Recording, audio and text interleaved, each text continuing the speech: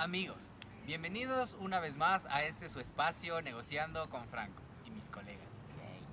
En esta ocasión vamos a tener la oportunidad de analizar el caso Angostura y todo el tema de la negociación dentro de los parámetros que sucedió entre Ecuador y Colombia. Es por eso que les invito a ver todo este proceso de lo que fue el caso Angostura. ¡Vamos a ello!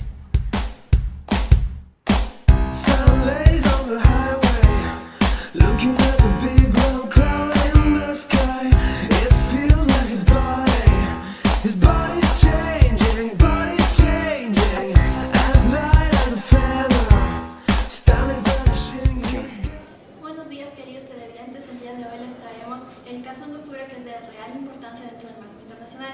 El 1 de marzo de 2008, el ejército colombiano realiza una intervención armada no autorizada denominada Operación Fénix en las zonas selváticas de Angostura, cerca de la población de Santa Rosa de Yanamur.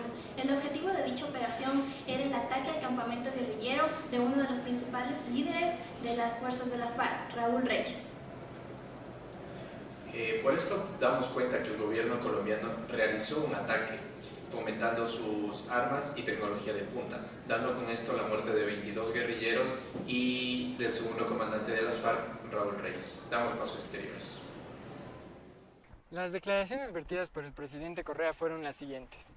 El gobierno de la República del Ecuador mantiene una posición firme de no permitir que en el territorio nacional se asienten y menos se den conflictos armados de otro país. Ecuador además manifiesta que por parte del Ministerio de Defensa se asignarán recursos para la seguridad y con esto se evitará que vuelvan a recurrir a estos hechos. Al igual, el presidente Rafael Correa ha dicho también que no se permitirá además que fuerzas militares regulares o irregulares estén en nuestro territorio nacional, con lo que también acotó que esto es una violación a la soberanía territorial y a la soberanía del país en sí. Estimados amigos, seguimos con las declaraciones del presidente Álvaro Uribe en ese entonces. Voy a citar textualmente lo que se manifestó hacia las declaraciones del Ecuador con el bombardeo en el caso de Angostura. El presidente dijo lo siguiente: el bombardeo no fue con la intención de atacar al Estado ecuatoriano, sino de lograr la captura de Raúl Reyes, altos mandos de la FARC y uno de los más peligrosos y más buscados dentro del territorio colombiano. Este operativo ha sido planificado desde el año 2002 y la única oportunidad que tenían para hacerlo era actuar. El campamento madre estaba en el Ecuador. Se tenía que actuar a favor de la lucha y la seguridad e integridad del Estado ecuatoriano y el Estado colombiano. La guerrilla de las FARC ha sido motivo de controversia a nivel internacional, dado que está vinculado con temas de crimen organizado, especialmente en el flujo de narcotráfico y temas vinculados a la extorsión dentro del territorio colombiano. Por lo tanto, en los últimos años se ha dado una expansión de las FARC cerca de territorios vecinos, como fue el caso del Ecuador en el año 2008. El caso Angostura ha sido seleccionado por nosotros dado su relevancia dentro de la coyuntura internacional del Ecuador, ya que se evidencia una violación a los límites y fronteras territoriales del Ecuador, infringiendo específicamente en el principio de soberanía del Estado. Por lo tanto, se genera una tensión diplomática entre los estados de Ecuador y Colombia. Este caso evidencia la postura firme del Estado ecuatoriano en la absoluta defensa de sus territorios, alegando el incumplimiento de los procesos diplomáticos en la Operación Fénix. A su vez, reafirma al Estado ecuatoriano como un actor de la comunidad internacional, firme en su postura y con la toma de decisiones inmediata para su beneficio. Por lo tanto, este caso se vincula con el establecimiento de procesos de negociación, ya que las partes se encuentran en conflicto y las mismas deberán concretar un acuerdo con una solución óptima.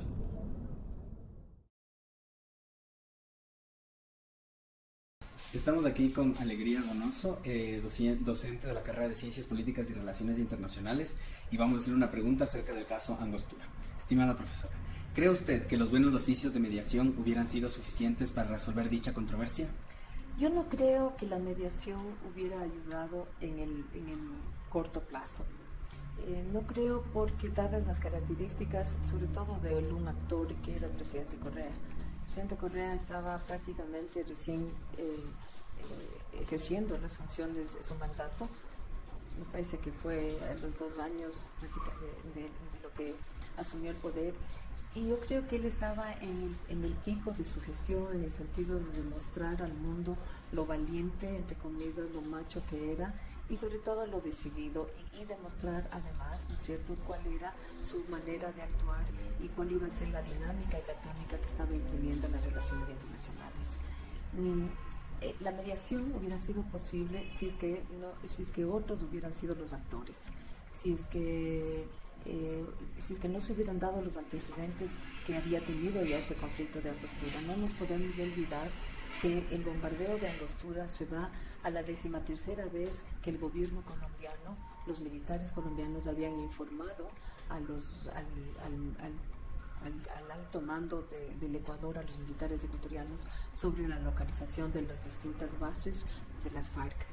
Pero había infiltrados de las FARC dentro del gobierno ecuatoriano, sino infiltrados informantes, llamémoslo así, que informaron, es decir, que les fueron informando a los campamentos de las FARC que estaban ya atrás, tras de ellos las fuerzas militares colombianas. Entonces, Uribe ya la 13ª vez se dio cuenta que evidentemente habían soplones del lado ecuatoriano, y entonces tomó la decisión de bombardear Angostura, que sí, que fue un acto de una arbitrariedad y una violación a la soberanía ecuatoriana, pero lo que no se dijo, la historia no oficial, es decir, la historia oficial nunca mencionó que fueron 12 veces anteriores que los militares colombianos habían informado a los militares ecuatorianos de la localización de las bases de las FARC. Entonces, en este entorno, ¿verdad?, en este entorno tan conflictivo, tan complicado, tan comprometedor, era muy complicado que funcionen los buenos oficios de la mediación o la negociación.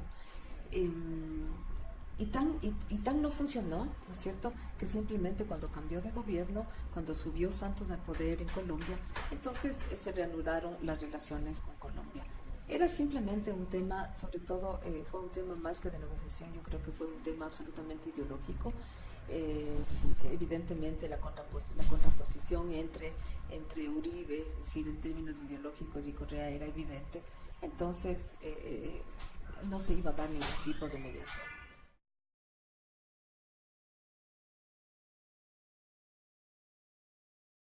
Buenos días, profe. Hoy queremos realizar una pequeña entrevista acerca del caso Angostura.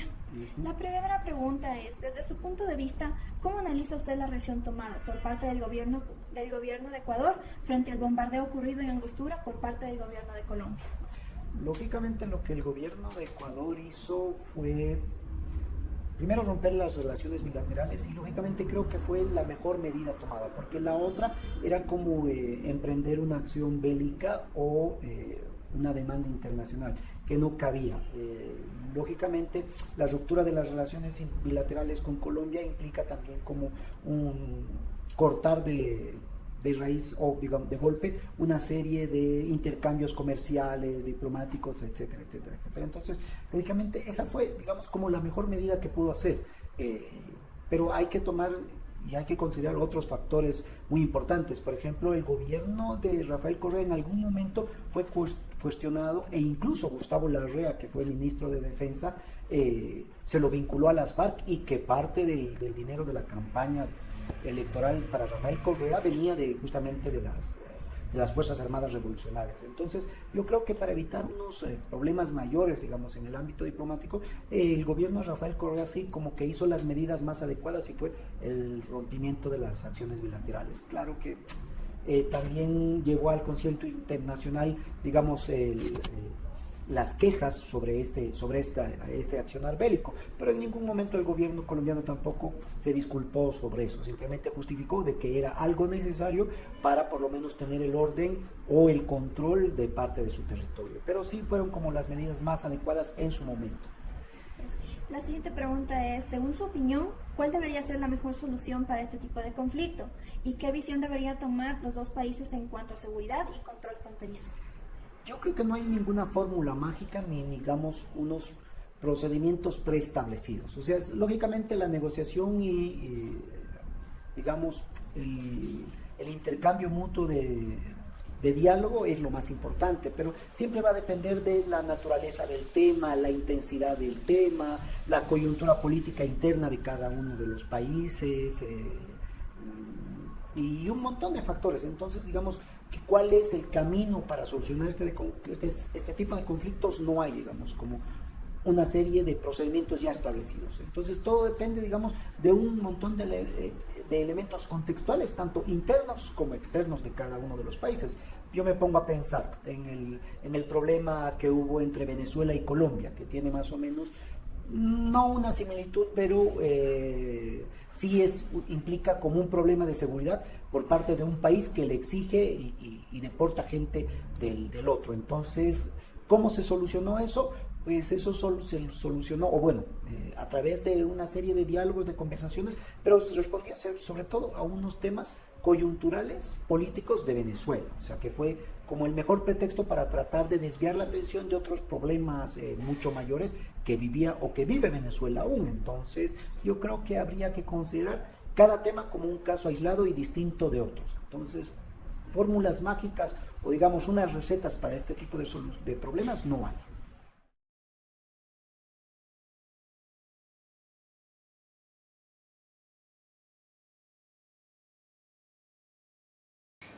Como siguiente pregunta, según su opinión, ¿cuál debería ser la mejor resolución para este tipo de conflicto? La mejor resolución, o sea, nuevamente, ¿qué es mejor, no? De acuerdo a quién, o sea, si vemos de acuerdo al Ecuador o vemos de acuerdo a la región, o sea, en ese sentido tenemos que pensar en el objetivo. Si el objetivo es realmente que haya un reconocimiento que hubo una violación de derechos, del derecho internacional, una violación de la soberanía y haya una reparación para la gente del sector que fue afectada, ¿no? En ese sentido, la solución prácticamente es muy difícil argumentar, porque ¿cuál es la solución para una persona que inocentemente muere en un acto de este tipo, ¿no? Si queremos mantener la paz como un vecino, lo mejor fue prácticamente esa disculpa, o sea, que se disculpen, que traten de buscar reparaciones para la gente que no tenía mucho que ver con este evento, crítico para ciertas personas, y al mismo tiempo también que haya un reconocimiento claro de la violación de la soberanía del país. Looking at the big round cloud in the sky, it feels like his body's changing, as light as a feather, time is vanishing, he's getting so. A manera de conclusión, podemos decir que dentro de este proceso negociador se lleva a cabo dos teorías, una teórica y una empírica, dentro de nuestro caso de estudio. Esto radica en el desarrollo de las partes del conflicto y se llega a un acuerdo para un beneficio mutuo dentro de las dos partes.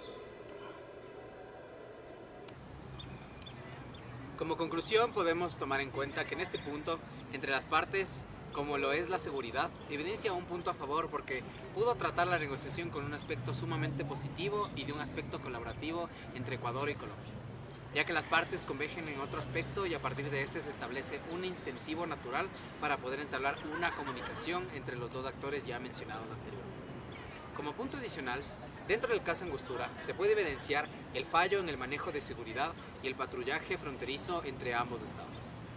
Es por eso que como Ecuador y Colombia deben tomar la decisión de colaborar juntamente en un plan de seguridad y en el desarrollo de este aspecto como una política pública de gobierno internamente y en los aspectos fronterizos para su seguridad.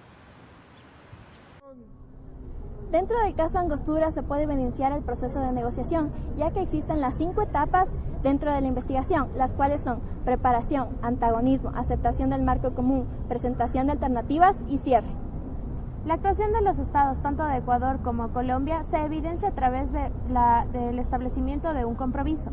Dicho punto común es la seguridad fronteriza. Finalmente es preciso mencionar la grave crisis diplomática entre Ecuador y Colombia. Ambas partes tuvieron conflictos y también tuvo un alcance a nivel de Latinoamérica. Algunos países ratificaron el apoyo a Colombia y otros países apoyaban a Ecuador. Sin más que decir, hemos llegado al final del video. Espero que haya sido de suma comprensión para ustedes todo lo que tenga que ver con la negociación en el caso Angostura. Esto es todo.